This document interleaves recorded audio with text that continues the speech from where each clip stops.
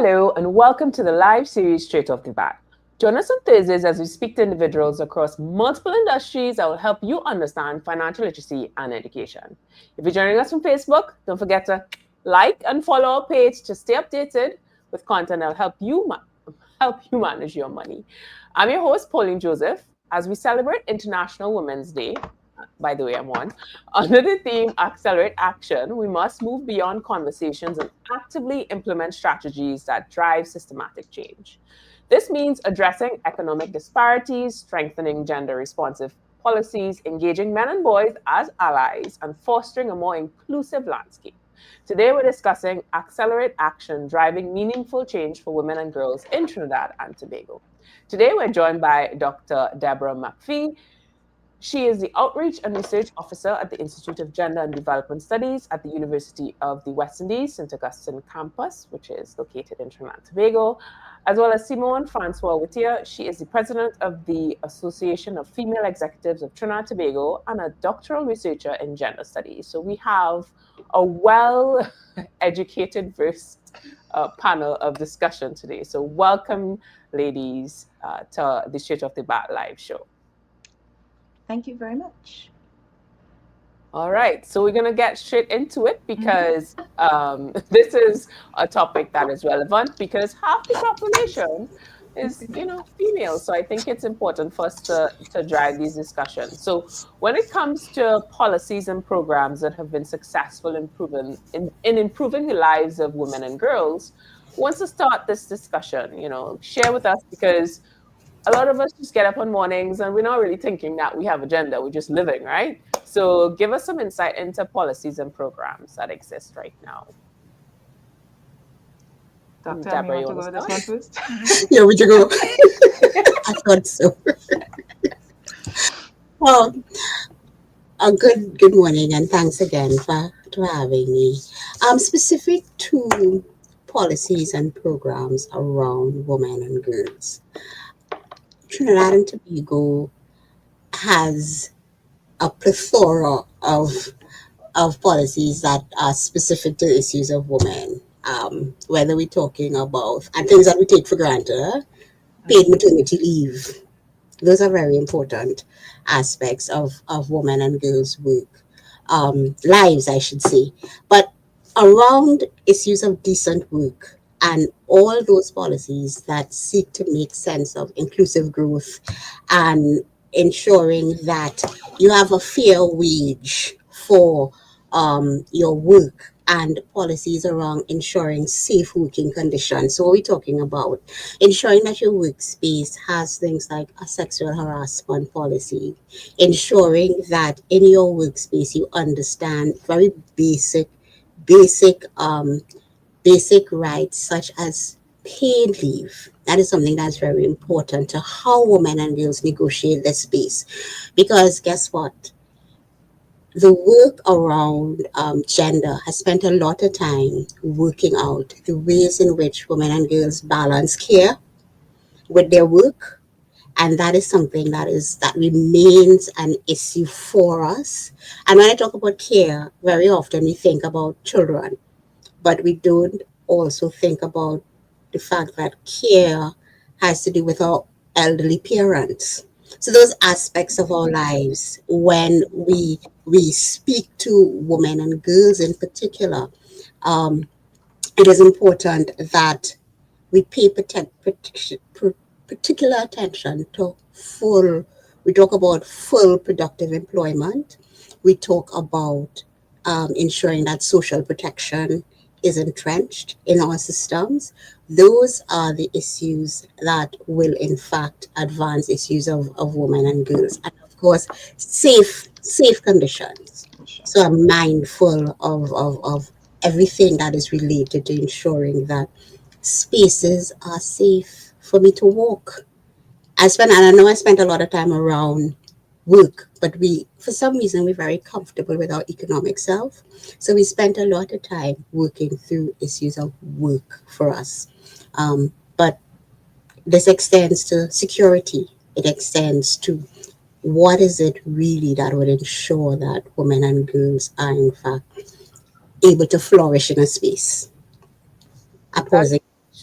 That's so important. And I think I want to take a step back a bit because there's a lot happening here. And a lot of we could delve into this for so much, in terms of time and everybody has a mother. I want to bring it down a little bit simpler in the case of, half of the world experience this thing where we sometimes say, the lady in the red just shows up. So when it talks about gaps in the existing gender responsive initiatives, like, at the risk of sounding, I don't want to get too technical. You go into the bathroom and they have two different experiences, right?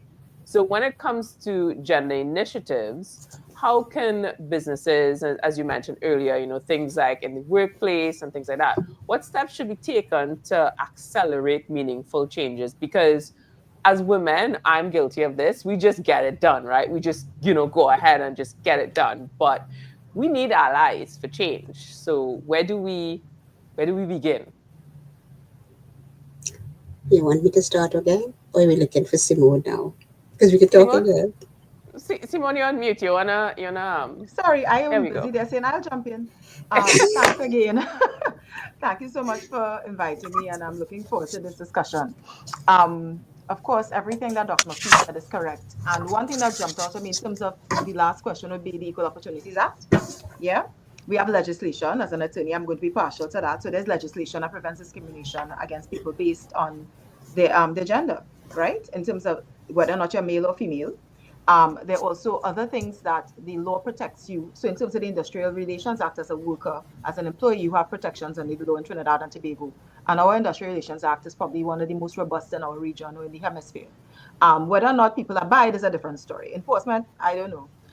But in terms of the laws being there, and as Deborah correctly pointed out, we have fairly, I want to say, voluminous amounts of literature, of material, even though it may or may not be as effective as we want it to be. To your question, to your last question, for me, may I just give a personal experience in terms of what could be done? Simple Of things that course. like you say, grassroots level, everyday women. Yeah, talk about, now period poverty is a buzz term. But even in terms of maternity, as Deborah pointed out, maternity leave is an issue. But when you come back from maternity leave and some women are breastfeeding, I remember my own experience. My ministry, I was in the public sector for a number of years. Almost this year would have been 20 years if I had stayed. I resigned. So that's I could speak how I want now. And I remember my ministry did not have even a sick room for me to go and express milk because I had to pump milk and I could not do that. And I had to clear out myself, me and some other colleagues had to clear out a little room in a old part of the building that nobody was using and use that to go and express milk for my 3-month-old, 4-month-old daughter. Um, I don't know. And that's the situation in some places today. And my daughter's nearly 18, right? You have situations where women have periods and they may have to, God forbid, I hope this is not the case anymore, but in some ministries, I had friends saying if one bathroom is not working, they would tell staff to share bathrooms. Crazy.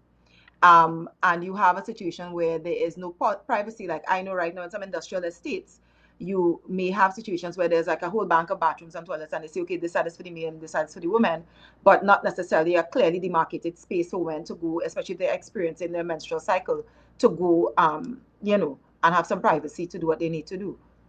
So in terms of just the basic day-to-day amenities that are required, bathrooms with paper, soap, maybe you should have some pads, maybe some tampons. I don't know. Some places I know people come and in our department, I know people come and they have their little basket and we have our own stock, right? But it's something that employers could look at doing in terms of, fostering a more caring and comfortable work environment for the employees. Thank you so much for that. I think it's such an important conversation, and thanks to the Bankers Association of Trinidad and Tobago for having it. Let's talk about accountability because we want to hold institutions accountable when it comes to equity, and mentioning earlier. Simone talking about the laws. I don't know what the laws look like. And to be honest, I try to read the laws and I'm like, is this English?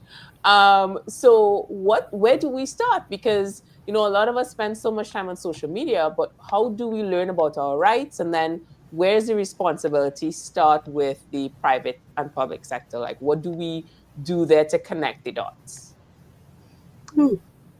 You for me, I feel as if they're okay. So let me be real. All right. Go, So go. I'll try to be well behaved today. I want to say this to people: the responsibility starts with you as an individual to educate yourself. If you try and you fail, then you go to the next best thing. Now, there are government agencies, and I'm not a representative of any government agency, but certainly the Ministry of Labor is a good place to start. They have their conciliation department and other departments, their labor inspectors and all of that could help you. A regular employee could go in. There are trade unions that are available to help people as well, to advise employees what their rights are.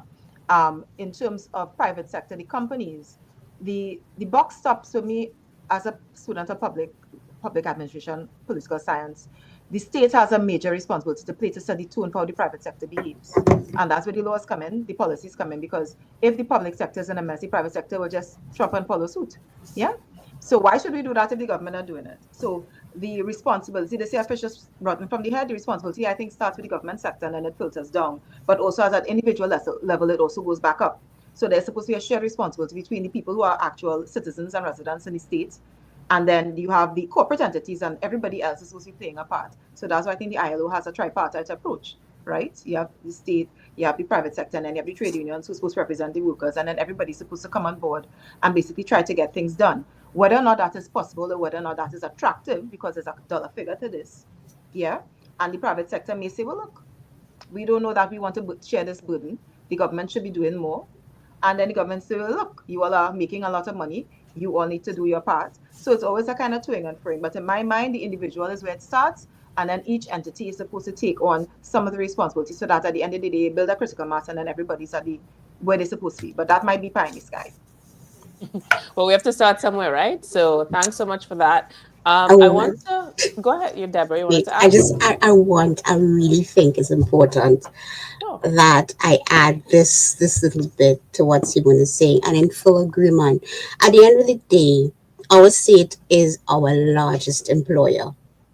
Yeah. And the government, whether it's your regulations, whether it's all your process and your procedures, they are clear, they are written. Yeah. One of the things that we need to be so mindful of in today's public sector in particular is the idea of, not the idea, but the phenomena of contract work and the way in which that is changing the way in which the public sector operates. So I feel as though even now it is very important that workers are very clear in terms of their rights, in terms of what are the public sector regulations. Because Simone is right, the public sector it sets the tone, yeah, for employment, and labor is shifting, labor is changing, and I think even in this space there is really a need for a broader conversation around representation of workers and the advancement of human rights and rights of women in the workspace. So I think that's I just have to peg that because it's a pet of mine. It's a pet of mine. All right. Like to see the passion. We're going to continue with that passion after the break. We're going to come back and we're going to try to find out some real examples. Maybe, our guests today, Deborah and Simone, can give us some instituted policies that have been aligned with gender equality in the workplace and inclusivity. So we'll answer those questions right after the break. We'll be right back. Tired of feeling lost when it comes to your money? Want to make your money work more for you? Then tune in to Straight Off the Bat, brought to you by the Bankers Association of Trinidad and Tobago. Every Monday at 8:30 p.m. on TV6, right after the news. We'll give you practical tools and strategies to help you manage your money wisely, from budgeting basics, debt management, to wealth creation. We'll cover it all. No jargon, just straight talk. Join our host, Pauline Joseph, as she speaks to experts across the industry to empower you to take control of your money. Straight Off the Bat, Mondays at 8:30 p.m. on TV6. Brought to you by the Bankers Association of Trinidad and Tobago. And welcome back to Straight Off the Bat, a show that helps you understand financial literacy and education. Thank you so much for joining us today. And if you're doing so from LinkedIn, don't forget to subscribe to our page to continue seeing content that will help you manage your money. Today, we're discussing Accelerate Action, Driving Meaningful Change for Women and Girls in Trinidad and Tobago. And we're joined by Dr. McFee and Simone-Whittier. I mean, the wealth of knowledge we hear is extensive, so we're going to try and get as much information from them as possible because we need to drive action. It's great to have a conversation and for us to all be happy about the possibility of change, but someone has to step it up. So before the break, I was asking about, what kind of examples we have in Trinidad and Tobago when it comes to instituting policies that align with gender equality and workplace inclusivity. Do you have any insight on that based on your work? You're going to start with who wants to go first? Agree. I just would just kind of rock back like that. So agree. There in 2018, 2019, one of the projects that I felt made a difference in the work was when the Gender Affairs Division engaged in an extensive program across the public sector in terms of coming to gender focal points. What they engaged in is ensuring that in different ministries, departments, and quasi-government agencies, there was someone with the capacity to do work around gender. So they engaged in institutional strengthening and training of these respective persons. There is a workbook that our colleagues KAISO have. It's called Finding an Equal Place at Work. It's a toolkit around issues of gender for the LGBTQI community. And so there was also, as Simone said, the Equal Opportunity Act remains something that is important to us. And Trinidad and Tobago has engaged in a number of iterations of a national gender policy. I can't say that we have one, but the process of coming to policies have always allowed us to do extensive amount of research. It has allowed us to get to understand the different context and gender drivers of whether it's vulnerabilities of or where persons would want us to focus on. So that kind of activities, I've spoken about the government sector, but specific to KAISO is a civil society organization. There's work that is continuous around building understanding of what is, when we come to gender, what is it we're talking about, and the ways in which we can make sense of diversity. I'm pausing here. Thank you so much for that, Deborah. Very good examples. Do you want to add to that, Simone? No, I mean, I can't, because she's right. We have the initiatives led by certain government agencies. What I will say, though, is that perhaps the degree of knowledge that the public may have of some of these initiatives is what may be the issue as well. I know sometimes in the private sector, people are not aware what the government are doing because the government may call for different consultations. So they often have consultations, like before they were revising the Maternity Act and all these different things, they would have consultations. There were consultations. There's actually one that we participated in a couple of weeks ago, which was with the National Productivity Survey and so on. So there's always something going on, and they invite certain entities, but the general public may or may not know. And that, again, would affect the efficacy of any of the initiatives. So that being said, I think if you say you're looking for how we can accelerate action, we have to make sure that people know what we're doing, if it is the state, so that they can then go on and, somehow in some way affect or assist in the implementation and the effectiveness of whatever the initiative is. And great. And Simone, as I have you here already, I was having a conversation with my friend. She runs a business, and we were talking about some of the challenges we're experiencing. And one of the things we've noticed is we don't really have a mentorship culture. I've actually tried reaching out to businesses and female leaders, and I've gotten crickets. So when it comes to systemic challenges that still exist for women, let's talk about building strong networks, mentorships and institutional backing. What can we do there as women?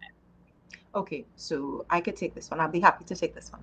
So, in terms of AFET, we have a mentorship program now. It's called the Reach Mentorship Program. So, Reach really looks for young women between the ages of 13 and 18. And last year, COVID would have kind of stopped it. We went online, so we started to do little innovative things. And last year, for the first time, we had a group of young women who were from both, the host community in Trinidad and Tobago and the migrant community.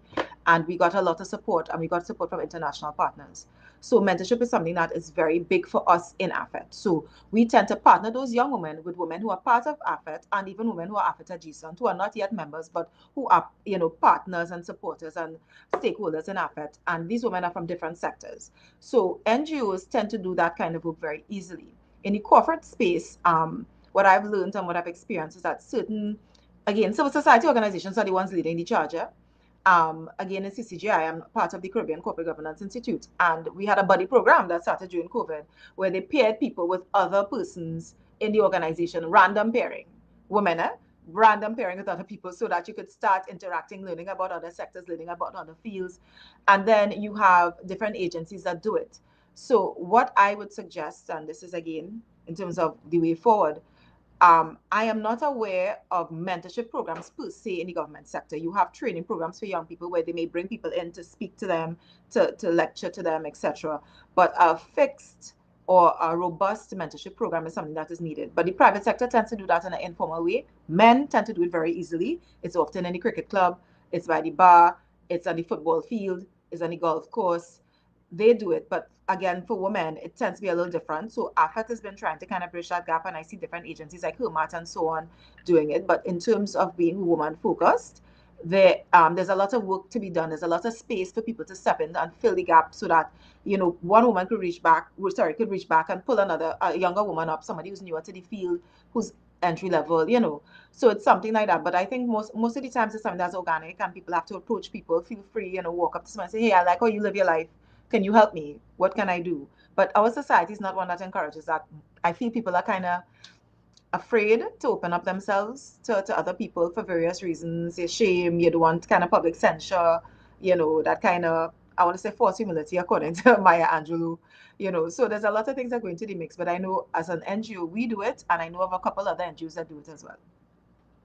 Well, thanks for sharing. I think I've passed the 13 to 18. You're over the age. You're 19. Oh my goodness. But, you missed it by a year. I appreciate you. Could you be my mentor? Because it's giving cheerleader. I appreciate you. Thank you so much, Simone. All right. So for the past 8 years, BATT has been dedicated to empowering women in business, leadership, and entrepreneurship through knowledge exchange and skill building initiatives.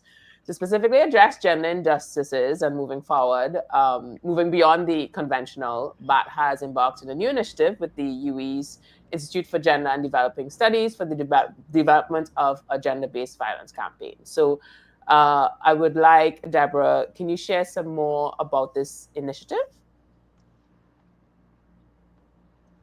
Oh, just going to mute there. Oh, my mic is muted and I'm yes. talking away. So, I'm going back to come forward. Is that okay, Pauline? Of course. Great storytelling. So I just have to say this. I think the OGT program is the biggest opportunity for mentorship. I just putting it out there.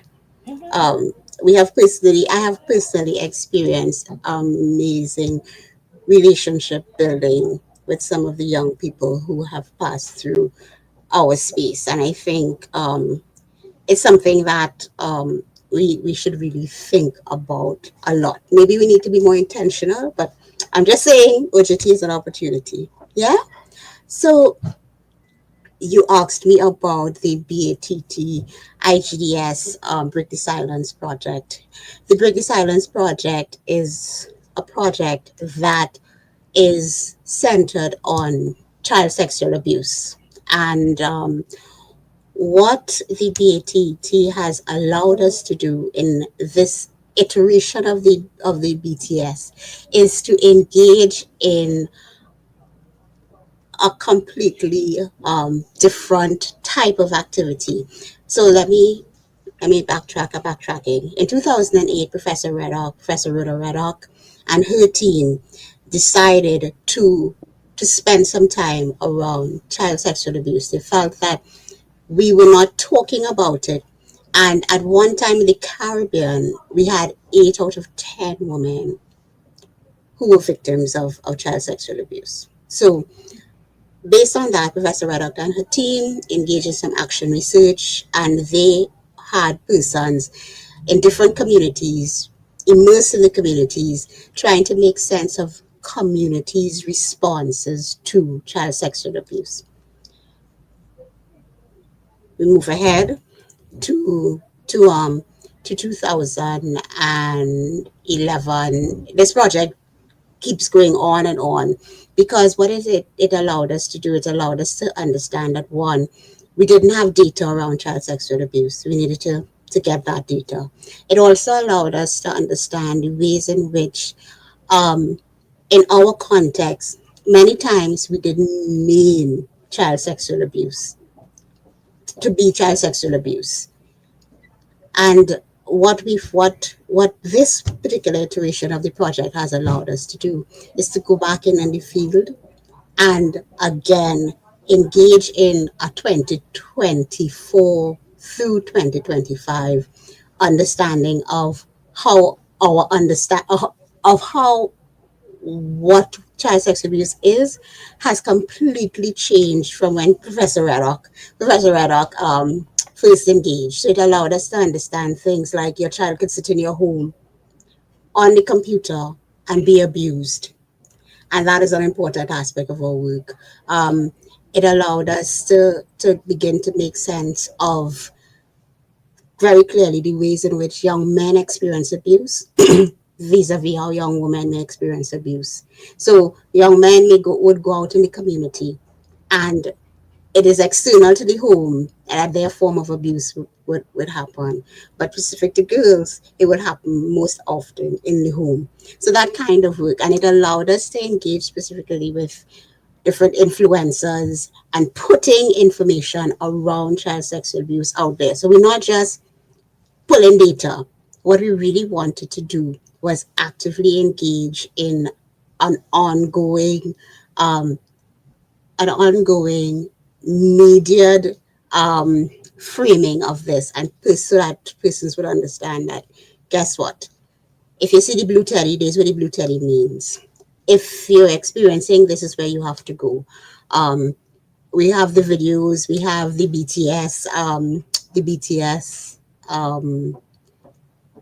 YouTube information and all the different videos that this particular iteration has allowed us to actively engage in a media push in terms of putting the information out there. Yeah, I pause in here. Thank you. I'm usually the one to try to figure out, based on the common man, which is me, what acronyms mean. So can you share with our audience what BTS means, just in Hey, case, I'm sorry, sorry, That's sorry. okay. That's okay. That's not right. These people and the acronyms. Apologies. So the break the silence is the BTS. Break the silence. So when the project first started, that was what Professor Reddock and they felt that they were encountering.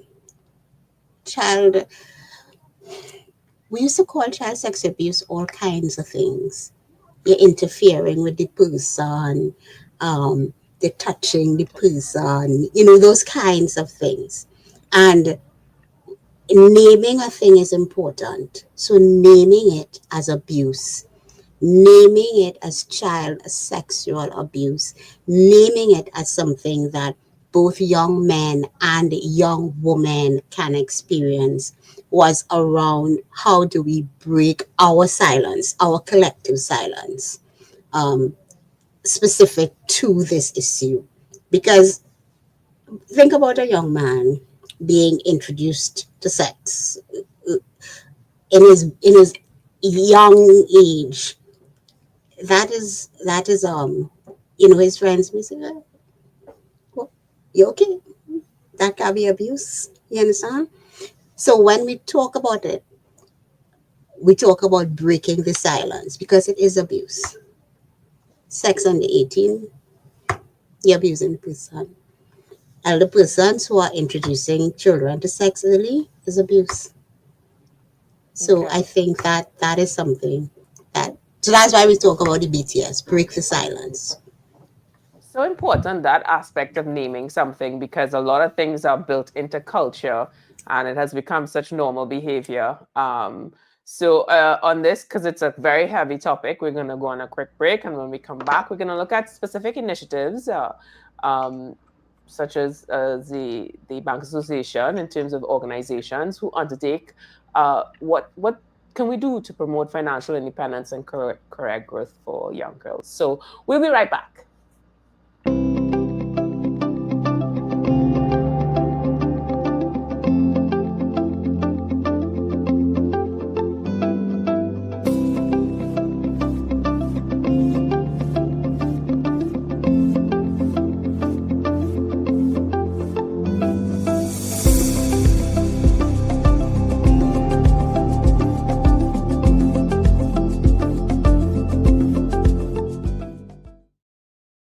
And welcome back to Straight Off the Bat, a show that helps you understand financial literacy and education. Thank you so much for joining us today. And if you're doing so from YouTube, don't forget to subscribe to our page to continue seeing content that will help you manage your money. Today, we're discussing as Accelerate Action, driving meaningful change for women and girls in Trinidad and Tobago. Today, we're joined by Dr. Deborah McFee. She's the Outreach and Research Officer at the Institute for Gender and Development Studies at the University of the West Indies, St. Augustine campus, as well as Simone Francois-Whittier. She is the President of the Association of Female Executives of Trinidad and Tobago and a doctoral researcher in gender studies. So I am joined by these educated women, young women, and we want to get as much information from them as possible. So before the break, I wanted to find out, and we're going to continue the conversation, what specific initiatives can organizations like the Bankers Association undertake to promote financial independence and career growth for young girls, because we are promoting financial literacy and education. So I don't know if Simone wants to start that. Well, I'm happy for that question. Our members, some time ago, we did a survey of the members. Actually, we did it for all AFET stakeholders. And one of the things that came up was that people wanted financial literacy training. So people want to become financially literate and from a younger age. So that means things like, and this is just basic, in terms of basic logistics as well. How do you open a bank account? What is the best type of bank account to have? If I want to start a business, what do I require? What should I be doing if at some point in my life, if I'm a younger person, a young woman, I want to open my own business, what do I need to have in place? Because it's a very strange experience to say, okay, I want to start a business and I need an account. I go to the bank and they give you this laundry list of things you need and you never saw any of them before. Things like how to do cash flows. And that's something that I think the Bankers Association could sponsor. They could identify different NGOs, different groups of people, different community groups as well, to say, look, this is where you could go to for help. This is what you need to open a bank account. And because of the recent revision of the laws in terms of AML-CTF, which is anti-money laundering, and counter-terrorist financing, and all those requirements, to become compliant, small businesses have taken a hit. And that's something that we are often faced with as an organization, even non-profit organizations as well. It's been a major encumbrance dealing with the banks. So anything to simplify the process will be welcome. Also, if you all want to get on board, and when I say you all, I mean the banking industry, want to identify schools, going to schools. And I know some places do that, but not just with a view. I remember when I was in school, and I wouldn't date myself, Deborah, don't laugh. We had young leaders, right? And that was how I got my first bank account. So more programs like that, because I know over the years some of those things may have been rolled back, but to start back opening it up and saying, okay, kids, this is how you get a bank account. Because my daughter didn't have that experience, so she does not have a bank account. She has a credit union account, right? And that's because of my own personal belief system in terms of finances and so. But it's something that we all have to look at. So if you all could do training, I think training would be one of the best things, and also making the process easier for people to get financing for business, small business again, because the financing, that those things are so many hoops and so many hurdles, and people don't understand what they need in terms of collateral and all of these things. And if you're starting off from scratch and you're opening a small business, you don't have the money. So I don't know if they want to partner with international agencies, if the government might be a willing partner to look at ways, because I know like they had Netco, which would have been, at one point in time, one of the leading providers of that kind of assistance. Some of our, unfortunately, some of our members have reported that that may not be the case anymore, that they would have gone. And, there are lots of restrictions now, etc., in terms of the type of businesses they support and how the support is given. So that kind of wide approach, a broader approach, would be something that we would support. Okay, thank you so much for that, Simone. That's great tips. I want to shift the conversation over to Deborah about businesses being incentivized. Oh, that word missed me up there. To commit to gender equity beyond service level commitments, because you mentioned earlier, Simone mentioned earlier about stuff being in the law but not necessarily being enforced. So, how can businesses incentivized to commit this gender equity? Because it is something that I think is trending. When you look at Google Trends, the actual acronym DEI has spiked up because people want to know what it means, as well as a lot of companies are assigning folks to that position, but doesn't necessarily mean there's change. So give us some insight. The intellect that you bring to this table, Deborah. We need to know. Give us the information. Unmute there. Do you know what I have with this mute thing? Honestly, I think it's important that leadership understands or decides if they really want a diverse workforce. I think it's important. I think it's important that diversity is something that we need to pay particular attention to, because ultimately a business that can speak to multiple audiences is a business that has an expanded market. So there is value in diversity. Yeah. Your bottom line will be impacted by diversity. I mean, you could ask Target. Yeah. But what I think we need to be mindful of is that it takes intent, and it also takes what I call, you have to then decide who is at your decision making table. There are populations that we will never see, and you have to be mindful that in my life there's some populations that I don't know about. How do I make space for those populations that I don't know about? Let me explain to you what I mean. Ultimately, those of us who grew up on the East-West corridor, it takes time for us to understand ways in which South Trinidad operates completely differently to the corridor. I call us the corridor babies. Yeah?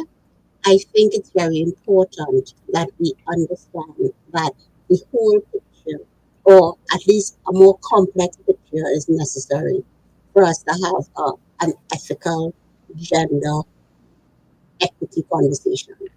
You can't stay in your comfort zone with people who look like you, who sound like you, and expect that you would advance gender equity. You have to engage with those populations who at times bring you discomfort. I call them your populations of discomfort, and you have to engage in those populations that you don't know about. I call them your populations of blindness. Yeah? You cannot only deal with persons, you can't only make decisions in consultation with people you are comfortable with. I am posing here. That's so interesting you mention it, because Trinidad's relatively small, right? I mean, 1.3 million is Real diverse. Real diverse. When you think about us, think about us. I agree. From South, she's shaking her head. No, but Yes. think about us. And we're not that huge in terms of landmass either, but there's so many people from the West, they can't even imagine leaving beyond Grand Bazaar. because it's like a whole different world. I feel like people from the South make more an effort to go to the North because, Don't get certain me things are started. centralized. Not But I started. literally had this conversation with somebody last week and they're like, oh, East, that's so far. And I'm like, why are we need DEI conversations when it comes to South, East, It's West. geographical and the It's geography. serious. Sorry, go ahead. No, go No, ahead. no, no, no, no. Go ahead. No, I'm just saying it's serious. Sorry, Simone. Carry on. No, but no, to your point, and that's exactly what Deborah is saying. And those conversations are needed in the workplace too to make employee worker even gender friendly policies. Yeah. So you have considerations being a southerner. I'm from Forest Hill, Faisabad was my first home. Okay. I know you probably don't even know where that is. Ooh, that far, boy. Yeah, that's far. See, but I I'm know joking, I'm exactly where that joking. is. I know Don't you come know with where that. it I is, know right? exactly So where that I'm is. So you joking. can't I'm have maybe a very corridor baby, but I know where that is. I'm very proud southerner, right? And most of my family lives in South still. I moved to Port of Spain, and the first time I heard the term West was when I went to UE, and I was on hold, and somebody said they're from the West, and I said, where's that? And the young lady felt very offended because I thought to me that's a cardinal point. That's not a village, it's not a town. And there's a whole language that is totally removed. And in the corporate sector, it's funny because we're such a small country, as you said, but it still comes up, that whole conversation. And the thing is, it also informs people, like Deborah said, the population, he said the community of blindness. Yeah, there's a blind spot. Discomfort. Yeah, it is. Yeah, discomfort. There is a blind spot. So you are making policies in Port of Spain with the presumption that everybody lives in Maraval where you live. Alternatively, I might be coming from South. I used to have to leave home 5 o'clock in the morning to get, and this is when my family moved to San Fernando. If I had to leave Faisabad, it would have had to been 4 o'clock to get to Port of Spain at work for 8 o'clock in the morning. So things like having flexi time and those different kind of arrangements for employees were very needed. And again, I worked in the government, so it was a bit more flexible that my director, and when I got senior enough, I could make my own hours once my PS agreed. But you have situations where in the private sector, people may or may not be as flexible. And then you have to look at having things like work from home policies. I mean, there was a very nice to me a kind of period during COVID. I mean, with all the craziness that was going on during the pandemic, where people had no choice but to switch to that different modality and thinking outside of the box to see how they could get work done. And I feel as if we need to start, because after COVID, what we've learned in AFET, some of our colleagues have told us, is that the companies have had this 180. They're like, no, come back out, everybody back out, without any understanding of what people have to deal with. And like Deborah said earlier, the care work, the responsibilities have probably increased since the pandemic. And all the things that we would have had to deal with during that time. So the geographical location is a funny story as a Trini, to laugh about West and East and South. But it is very real because it informs people's decision making and their understanding of the world. In terms of even family structure, the support system. People may say people in South have a bigger family network. You know what I mean? So they could leave their child, or somebody could pick up their child from school if his child goes to school in San Fernando. You in town, you leave and work 4 o'clock. In Port of Spain, people may say that's not the situation. I don't have that kind of network. It's a different, a more nuclear family rather than an extended family, and I could go on. But it's something that we do need to take seriously because I've seen it even in the court system. It's something that it informs decision making, or it informs even the logistics. So it's something we need to think about. I just want to say on behalf of the Westerners, I grew up, born and bred Belmont girl, but I also cycle all over Trinidad and Tobago. I'm sure I've cycled on roads that most people don't know exist in Trinidad. You get a pass. You get a pass. Yeah, I have the evidence, right? You have photos. But you have photo evidence and videos. But I think it was important to bring that element in, to bring that local conversation, because a lot of people hear DEI and think it's a foreigner problem, but it's in reality, it's something that exists. And I mean, by nature, who we are, we're very communal.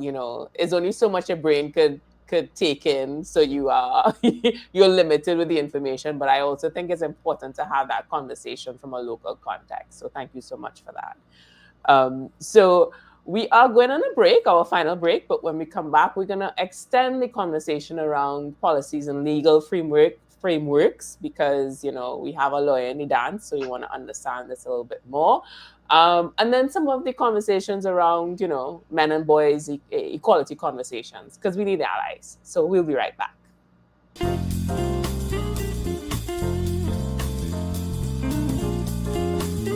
But that was like my first experience with money. Very, very first experience. I've been in banking since I was a teenager.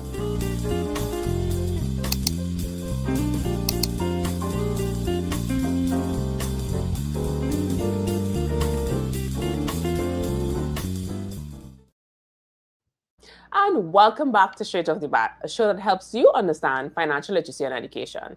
Thank you so much for joining us today. And if you're doing so from Facebook, don't forget to subscribe to our page to continue seeing content that will help you manage your money. Today, we're discussing how to accelerate action and driving meaningful change for women and girls in Trinidad and Tobago. Today, we're joined by Dr. Deborah McFee and Simone Francois-Whittier. So we're going to welcome back. Oh, wow. Whew. I'm having a moment there, guys. The conversation around gender equality has thrown me off. But thank you so much for joining us today. And we want to extend the conversation around the legality in terms of frameworks that we need to enforce or reinforce or introduce to provide better support for women on all levels of society. So since we have a legal brain in the mix, because I try to read the law, I mean, thankfully we can read it online, but it's very difficult to translate. So give us some insight, Simone. Okay, so let me see if I can make it very simple. The first thing somebody needs to know is their rights, right? As a citizen of Trinidad and Tobago, you have certain enshrined rights. Section 4 of the Constitution, make it your friend. And that's the first thing. You also need to know that we have an Industrial Relations Act. Like I said, it's probably one of the most robust in the region, on the hemisphere. We have an industrial court. As an employee, as a worker, you need to know that you have those places for redress. The Ministry of Labor is a major resource. Now, I'm just giving you that as a wider framework into the government sector, what you need to do if you have to get information on your rights as a worker. And of course, you could always go to an attorney. But the point is, the laws are there for you to read. The Industrial Relations Act, we have the OSHA Act, the Occupational Health and Safety Act. All of those things are there to help you as an employee. That being said, some of the things that we need to either reinforce or enforce or expand would be, for instance, we have the Equal Opportunities Act. And I know Deborah could go on and on about the different, the categories of recognized classes of persons that are covered by the Act.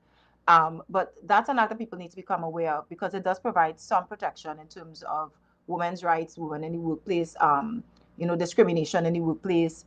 You have, again, the sexual harassment is a pet peeve of mine. So Deborah flagged hers, this is mine. Sexual harassment is my pet peeve. Harassment in the workplace violence and that sort of thing. That's my area of research. And sexual harassment in the workplace is something that we do have policies on. Both the Equal Opportunities Commission and the Ministry of Labor has actually published a national workplace policy on sexual harassment in the workplace. What we need now is the law. Of course, sexual harassment and that kind of abuse would be covered under different acts, like the offences against the person and the other, and harassment. All of those things are covered in other parts of the legislation. So you could become aware of those things. But simple, what you need to know, what somebody is not allowed to do to you. The policies are there in plain English for you to become very familiar with as an individual, not just women, as any individual. You have, again, the Maternity Protection Act. That's an act that was expanded a few years ago. I mean, there's always room for improvement. You have things like your benefits under national insurance that you need to become aware of. Other policies that I would think, what I would personally like to see expanded would be in terms of, I don't know how to couch this, so Deborah may have to help me, in terms of the workers' rights or the facilities available to persons. So, I mean, and I know the private sector is open to the companies to determine in terms of whether or not they could afford it, but things like, study leave, flexible work hours, flexible work arrangements, so that people could actually work from home if they have care work to do with elderly parents, sick relatives, children, so that we can actually have people who are happy to come to work and show up and not be absent. Because what we've had, and you'd have heard it before in America's contest, people were quiet quitting. In the literature, we call it systematic soldiering. You come to work and it does mark time, you're not really doing anything, it is there. And if you had a policy that will allow people to work more flexibly, work from home, probably work 3 days, 2 days, once the work gets done and you have very clear outputs and measurable targets and people can meet those, I don't see what the problem is. But I think that's something that we need to look at in terms of how we can make working easier for people so that you don't make it so burdensome. Because some tasks, I agree, you have to be on site. But there are other types of work that people could do remotely, and that would ease off in terms of the traffic. I mean, there's a roll-on effect. Reduce the amount of traffic on the roads if everybody, and I mean, we've had these conversations for decades. Why does everybody have to go to work at 8 o'clock? Why is Port of Spain gridlocked? The highway is gridlocked from Couva all the way to Port of Spain every single day. Why? Because people are all rushing to get to work at the same time. But we have to start looking at, ways and means of handling these things better. But that will also require technological infrastructure. ICTs need to be in place. You need to have proper roadworks. If you have to have public transport, you have to have a public transport system that works. There are other things that need to be done. But I think suffice it to say, one thing we could definitely work on is ensuring that we have policies that are more gender and female friendly in the workplace, so that people could actually come to work and not have to worry about all the other things they have to do afterwards. And I'll pause there. Thank you so much for that, Simone. I think I want to get Deborah to expand a bit more, because you mentioned earlier about the Equality Opportunities Act. I think this is a great opportunity for Deborah to explain to us in layman terms, because what does that even mean? Deborah, break it down to us. You need to unmute. You need to unmute. Listen to me. The Equal Opportunity Act, the Equal Opportunities Tribunal. The Equal Opportunities Tribunal was established so that persons who are aggrieved, whether it's the harassment, whether it is any issue that you may perceive of that you may be discriminated against, you can go to the Equal Opportunities Tribunal. Now listen, the Equal Opportunities Tribunal does not make allowances for if you are aggrieved on around issues of sexual orientation, and that I think is what Simone was speaking to in terms of who can go. But what I can say is that the tribunal exists, the EOC is responsive, and get on the website. A big part of what Simone is saying is our need to educate ourselves. Accessible, the process is clear. Get there, right? I wouldn't take up much of your time around that. That's okay. So basically what you're telling us is to come off the TikToks and go on the websites and start reading, yes, and not just scrolling through videos, is what you're really trying to say. Yeah, because it allows you, who can go to the industrial court? You need your representation and what's it not. I think it's important that, you are clear in terms of if you are procedurally, if you feel that something isn't right here in terms of what was meted out to you, you have that option and get there. Okay.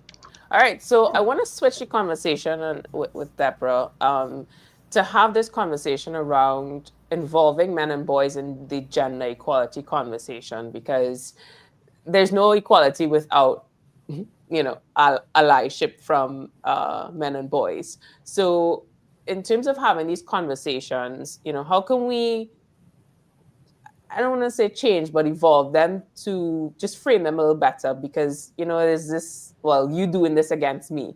So how can we effectively involve men and boys in gender equality conversations outside of solely framing them as perpetrators? Well, you see, the first thing I want to say is, what is our gender equality conversation?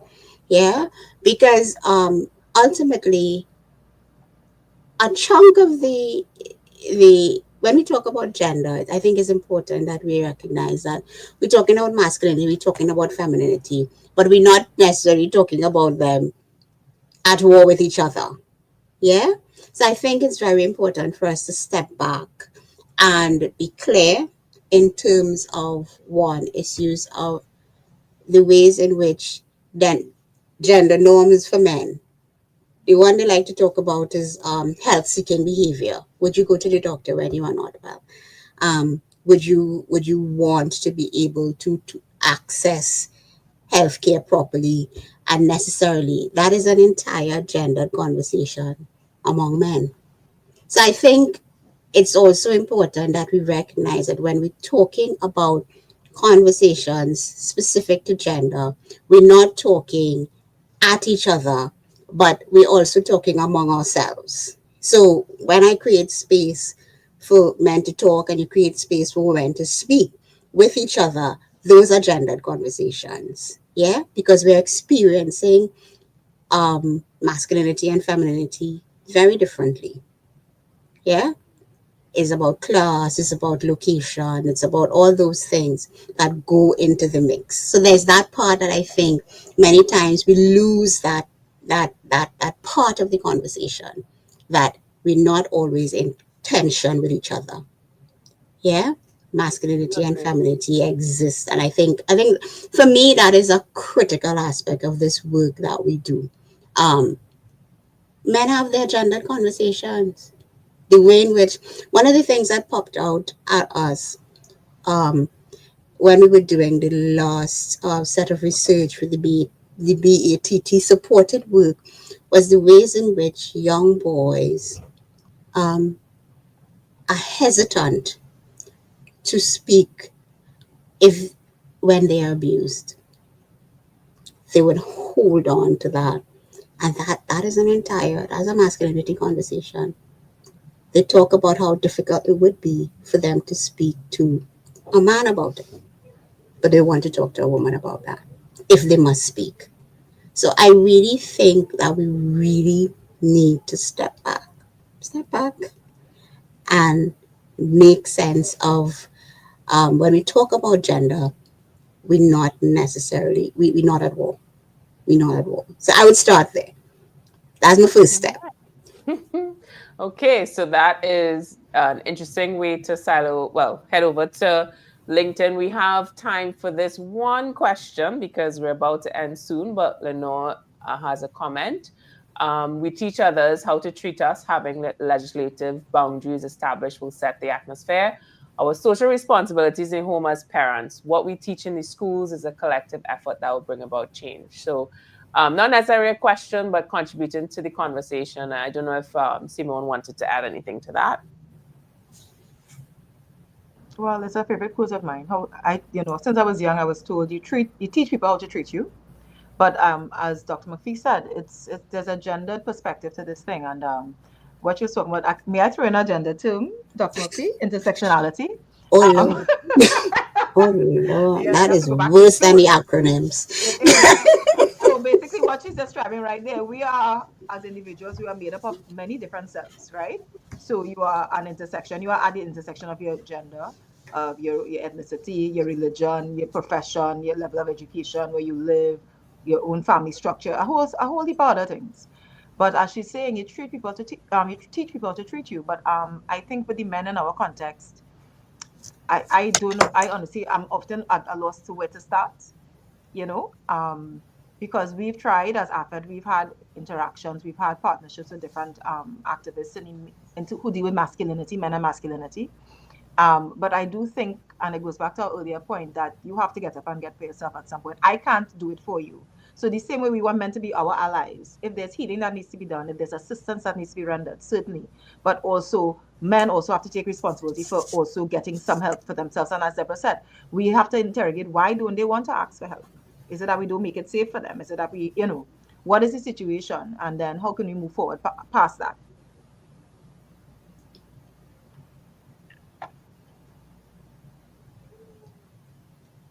Pauline, we're not hearing you. No, Pauline muted. Pauline. I was ensuring that everybody was on an equal point, equality. I like it. I love it. Thank you. It's a team effort. All right. And on that note, I want to thank you so much, Dr. McFee and Simone Whittier, Francois-Whittier, for joining us today and sharing insight into Accelerate Action, driving meaningful change for women and girls in Trinidad and Tobago. Don't forget to sign up to be notified about our next live show via the links in the comments. And as always, be sure to like and follow our pages across social media so you don't miss a single live show. Thank you so much for joining us today. Have a good one, guys. Bye.